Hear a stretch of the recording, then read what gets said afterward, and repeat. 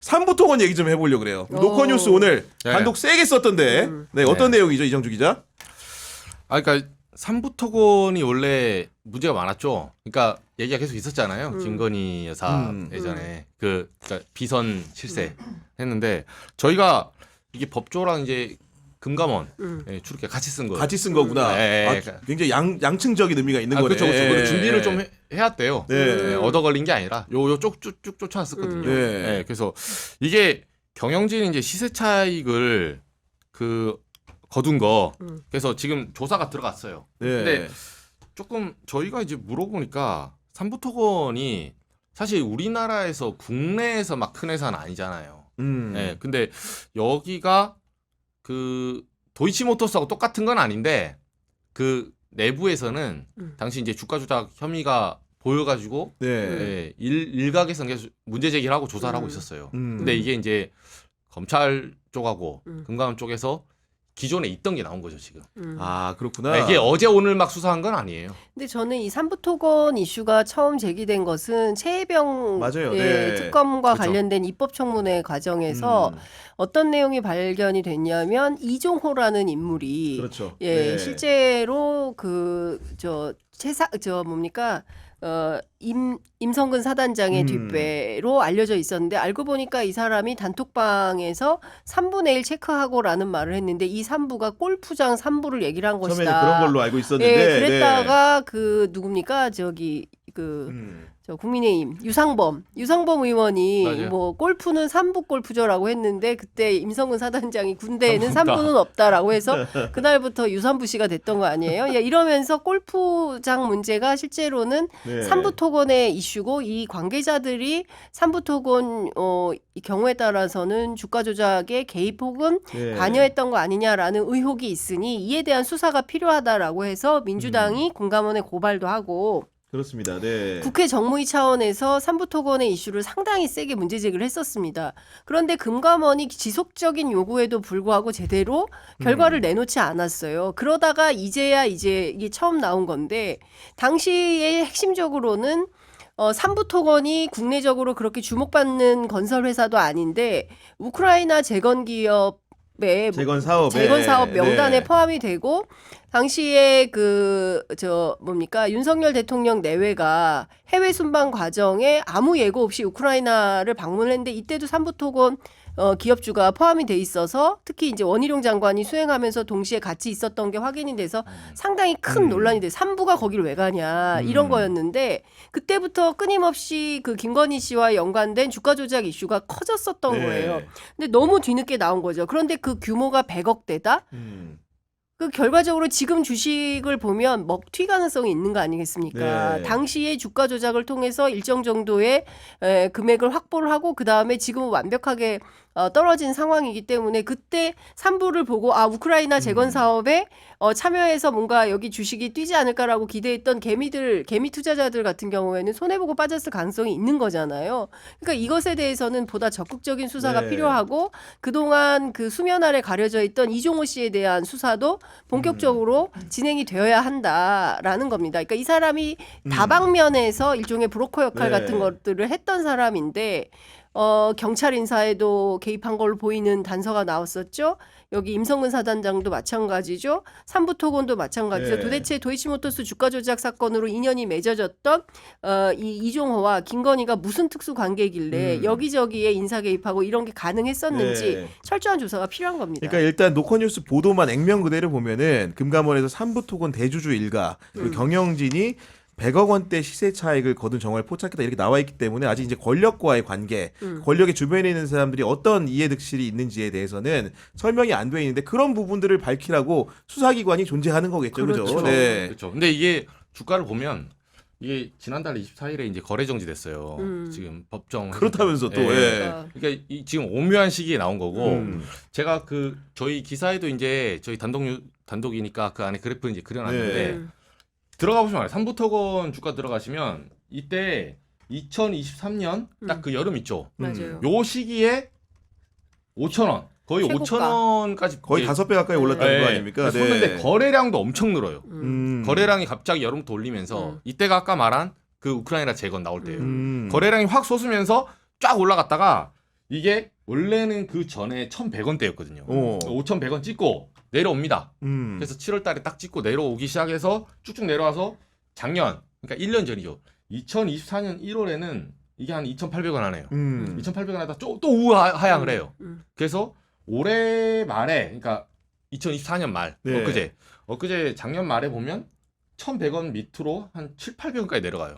그리고 야. 올해 초에 잠깐 1,100원 다시 솟았다가 마지막 턴 거죠. 이 그래프 보면 그러니까 이게 네. 그 우리가 얘기했던 그 시점뿐만 아니고 혹시나 그렇죠. 그런 주가 조작 세력이 가담을 했다면은 네. 여러 국면에서 그렇죠. 또 털어먹었을 수도 있다는 지금 네. 생각이 원래 나는 거 아닙니까, 분할로 지금? 털거든요, 네. 절대. 네. 한 번- 해먹고 네. 나갔을 가능성이 굉장히 큰 거죠. 네. 네. 아니 그러니까 이제 거래 정지가 됐다라는 거는 우리 그렇죠. 구독자 잘 모를 수 있으니까 어떤 상태입니까? 거래 정지다. 이거는 네. 이거 자체가 지금 주가 조작, 이제 원래 주가 조작 문제도 있고 회사가 강제로 법정 관리, 그러니까 법원에 삼부토건 명분으로는 경기 침체, 요새 그러니까 PF 대출, 소위 말해서 건설사가 안 좋아요. 안 좋다. 이걸 네. 핑계로 지금 경영난으로 해서 법정 관리 신청했거든요. 그렇게 하면서 법정 관리 신청하면 거래 정지 이걸 바로 신청을 해서 정지가 됐어요. 네. 왜냐하면 깡통이 됐으니까. 그렇지. 근데 사실 여기 경영진들은 그 전부터 알고 있었던 거죠. 이 주가가 쭉쭉 내려올 때도 본인들은 지금 이 시세 차익을 얻었다는 건 뭐냐면 법정 관리고 갈 거란 최선의 노력을 하지 않고 어느 시점에 갈 거라고 그 시점을 어느 정도 머릿속에 여기를 설정해놓고 움직였을 가능성이 높아요. 그리고 본인 주식 그 전에 참여 주식도 있고 떨구는 거죠. 아니 그리고 우크라이나 재건 사업에 결정적으로 뭐 사업을 뭐 수주했다. 뭐 이런 얘기가 한 마디도 없는 거 아닙니까 지금? 아니 그러니까 네, 그때 네. 왜 갔을까? 왜 간 거지? 우크라이나의 대통령 내외가 예고도 없이 왜 갔을까? 네. 그때 독일 방문인가 어디 갔다가 그러니까 유럽 방문 이후에 예고 없이 그냥 전격적으로 방문해서 우크라이나를 돌아봐서 다들 국민들이 깜짝 놀랐던 그런 일이 있었지 않습니까? 근데 그때 이제 삼부토건이 이슈가 됐던 거예요.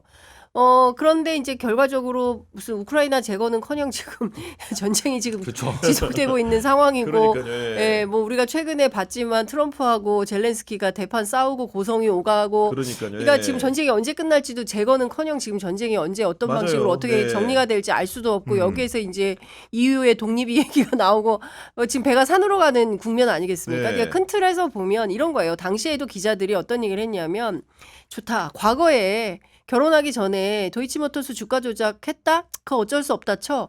그런데 현직 대통령 신분인데 주가 조작이 진행이 됐다? 이건 참을 수 없지. 그래서 보수 언론의 젊은 기자들이 제일 못 견뎌하는 게 삼부토건 이슈라는 얘기가 있었어요. 그런데 그때도 말이 많았는데 제대로 조사나 수사가 이루어지지 않았고 네. 최혜병 특검 이슈가 터졌을 때도 그때 이종호 씨 얘기가 살짝 나왔다가 공수처에서 소환조사 한번 제대로 하지 않고 한 번인가? 들어갔죠. 네. 그랬고 막상 김규현 변호사가 들어가서 삼부토건 이슈 뭐 이런 거 다 얘기했는데 알고 보니 이종호 변호인이 검사로 있었던 거 아닙니까? 그러니까 여기 굉장히 사연이 많은 이슈예요. 그래서 제가 보기에는 이 또한 그때 원포인트로 삼부토건만 가지고 민주당에서 원포인트로 특검하자 그랬죠, 원래. 상설특검을 제안하기도 했었습니다. 근데 그것도 지금 유야무야 말이 없는 상황이기 네. 때문에 제가 보기에는 정권이 바뀌면 그때부터는 정말 어마어마하게 진실규명을 해야 되는 의혹들이 너무 많다. 뭐 양평고속도로도 그렇지만 삼부토건도 그중에 중요한 핵심 사안 중에 하나로 꼽을 수밖에 없다 생각합니다. 아마 명태균 게이트도 그렇고 삼부토건도 그렇고 정권이 말기적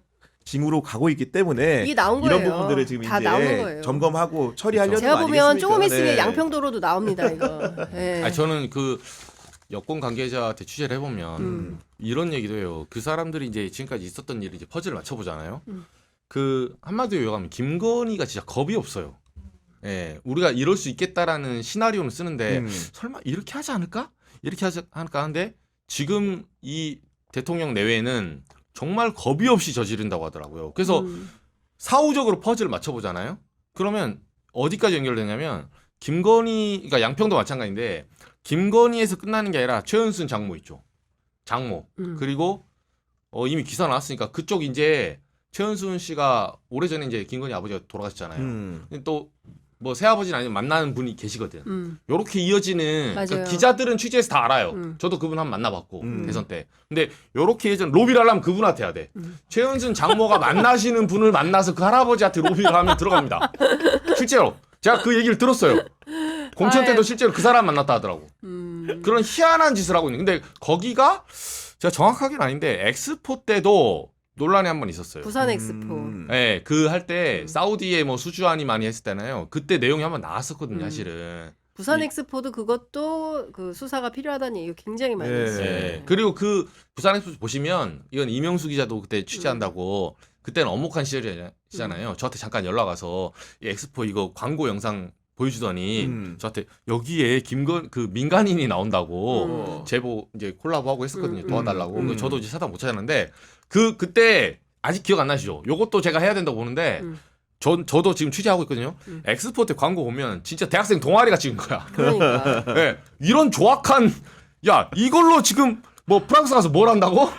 그 가서 이거를 지금 PPT 한다고 정말 돈 꼬라박고 네. 말도 안 되는 것들이 있었거든요. 그러니까 생각나는 거라고는 그거밖에 없잖아요. 강남 스타일. 그러니까, 그거 네. 그 노래만 나오고 도대체 이거를 지금 이 순간에 BTS가 나와도 지금 될까 말까 하는 판에 네. 그런 비판이 있었죠. 참으로 그러니까 이런 부분들이 빠르게 종결될 수 형편없는 있는 날이 일들이 너무 오기를 많이 있었던 것 같아요. 기다리면서 오늘은 이만 네. 보내드리도록 하겠습니다. 알겠습니다.